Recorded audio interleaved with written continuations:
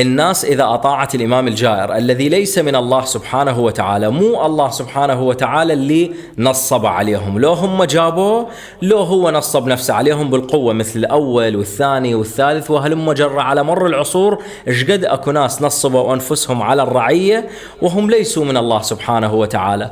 هذول الناس اللي يطيعون الإمام الجائر حتى لو صام وصلى وسووا أعمال خيرة، الله سبحانه وتعالى هم يعذبهم.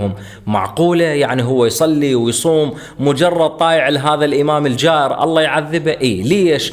لأنه هذا الإمام الجائر الذي ليس من الله سبحانه وتعالى ممكن أن يحرف دين الله سبحانه وتعالى، ممكن أن يعطل سنن النبي صلى الله عليه وآله، ممكن كل شيء يسوي لأنه ليس من الله سبحانه وتعالى. الآن خلينا نسمع الرواية وتفاصيلها وما نطيل عليكم إن شاء الله.